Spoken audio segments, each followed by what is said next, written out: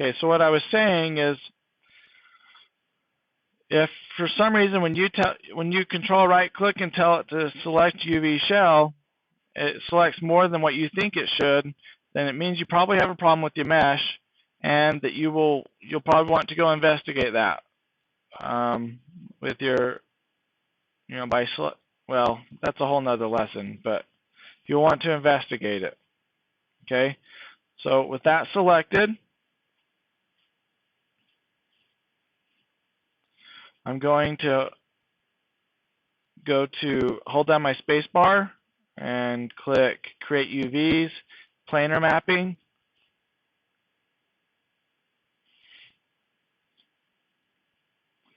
And we need to choose which direction we're going to, in essence, we're going to take a picture of this wing. So we want to take a picture of it from the correct direction, and that's going to be the y-axis if you're taking your picture from the top. Okay, if you're going to take your picture from the front, it would be on the z-axis, and if you're going to do it from the side, then you would choose the x-axis. But I'm going to do the top, and then I'll just click Apply, and it draws this square thing on top of it. Okay, and then you can look over here in my UV texture editor, and you see something a little bit more comprehensible. Okay, now it's really important when you're texturing that this proportion over here, the proportion of your UVs, is the same as the proportion of your geometry. So to ensure that, what we need to do is go to this projection width and height and set them to the same value. And I usually choose something just a little bit larger than either the height or the width. So in this case, 30 is the bigger number. I'm going to go to 31. Type enter, and it changes the size of this square, and I get a nice picture of the top of the wing. Okay, so now with that done, I can shift right click and tell it to go to UVs, switch to my translate tool, and move this panel off to the side. I'm done with that one for now. Okay, and then I need to go through and do that for each of the panels on my bird. So I'll do this real quick. I probably am going to stop narrating though while I do so.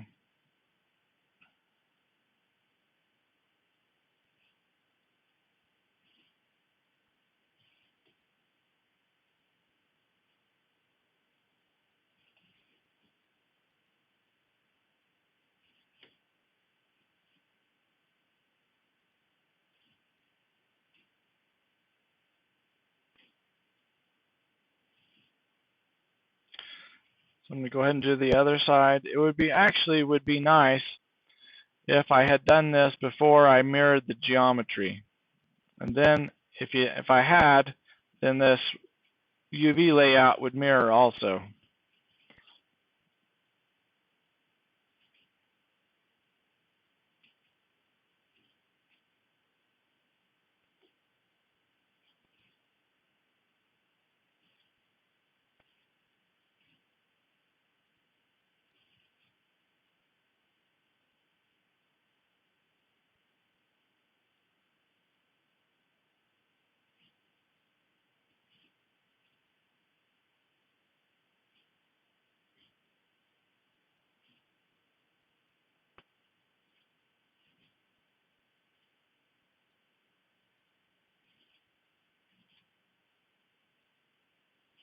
Okay, so the wings are done.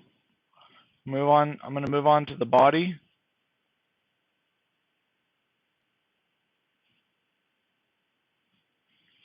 Check my selection, make sure it really did what I thought it should do.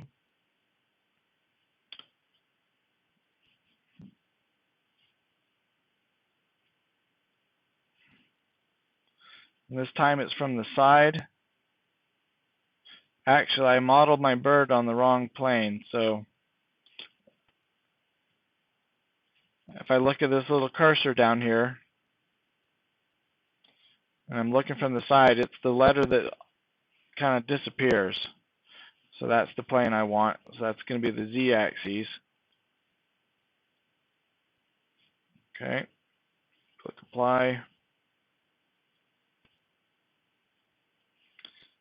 Set these to 31, because that's the same number that I used on my wings. So that way I can guarantee that they're all going to have the same amount of what we would call texture space, or UV space.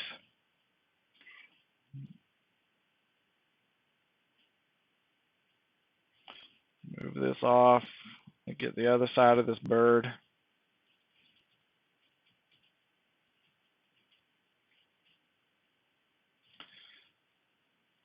Now, I'm working really fast, just so you guys know. It won't go this fast for you. I'm sorry. It just doesn't.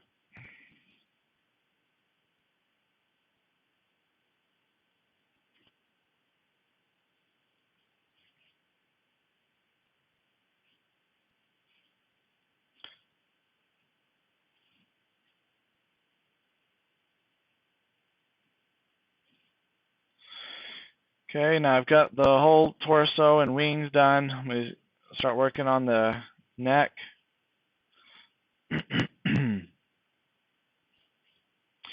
So I'm going to, same process.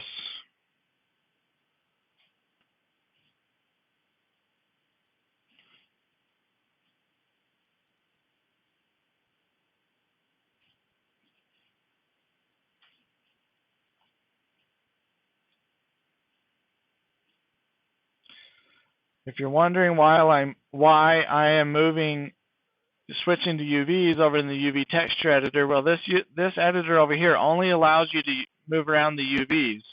And the UVs, to give you a little bit more detail, are responsible for describing your object in a two-dimensional space. That's why we got to lay them out so that you can actually take a picture of these laid out UVs. You can take it into Photoshop and do some painting, some digital painting.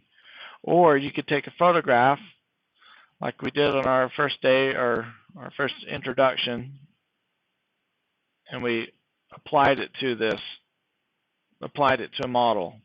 So it's the same thing.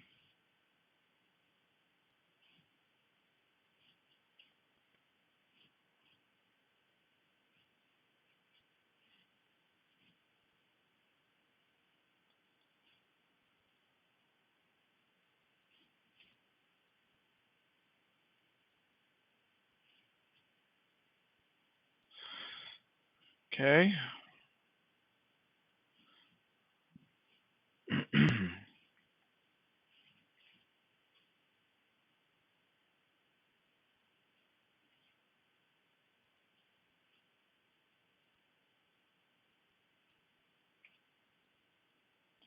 Now with the head, I want to give it a little bit more detail, I think. So I'm only going to expand the width and height of the projection to, say, about half.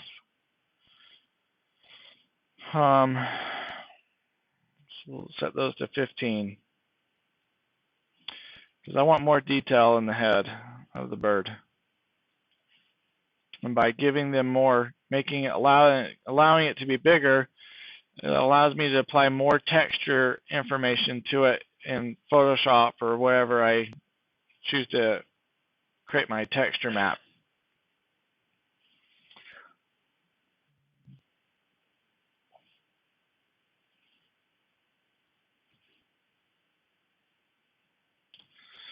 Okay.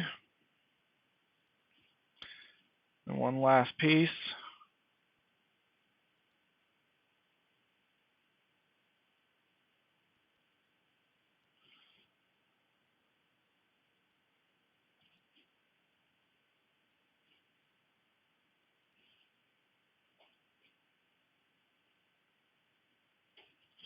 Okay, so there's my entire bird.